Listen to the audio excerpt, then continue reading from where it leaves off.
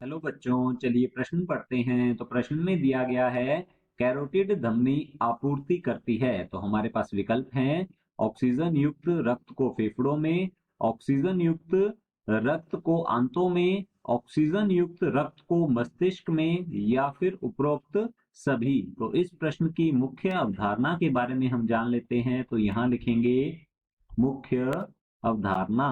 इस प्रश्न की मुख्य अवधारणा है हमारे पास धमनी। धमनी से संबंधित यह हमारा प्रश्न है।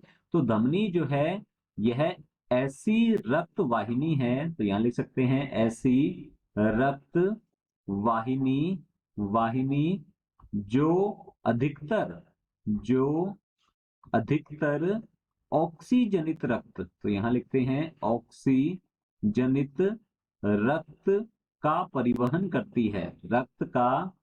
परिवहन रक्त का परिवहन हृदय से रक्त का परिवहन हृदय से अंगों या ऊतकों तक, अंगों या शरीर के ऊतकों तक तक करती है।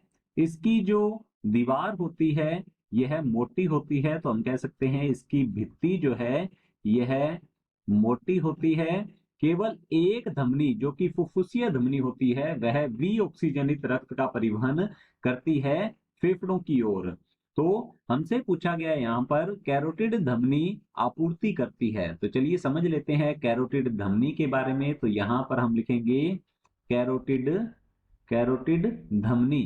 कैरोटिड धमनी जो है यह ऑक्सीजनित रक्त की आपूर्ति, तो यहां हम लिख सकते हैं यह ऑक्सीजनित रक्त रक्त की आपूर्ति रक्त की आपूर्ति मस्तिष्क तथा आंखों को करती है। तो यहां लिखेंगे मस्तिष्क तथा आंखों को करती है। तो ये है हमारे प्रश्न का उत्तर। देखते हैं विकल्प को। विकल्प ए दिया गया है ऑक्सीजन युक्त रक्त को फेफड़ों में, तो हमारा ए विकल्प जो है ये गलत होता है। यह ऑक्सीजन युक्त रक्त को फेफड़ों में परिवहित नहीं करती है, आपूर्ति नहीं करती है फेफड़ों को, यह करती है मस्तिष्क और आंखों को। बी दिया गया है ऑक्सीजन युक्त रक्त को आंतों में, तो हमारा बी विकल्प भी गलत होता है। सी है ऑक्सीजन युक्त रक्त को मस्तिष्क में, तो हमारा सी विकल्प जो है ये बिल्कुल सही उत्तर है। डी है उपरोक्त सभी, तो हमारा डी विकल्प भी गलत होता है।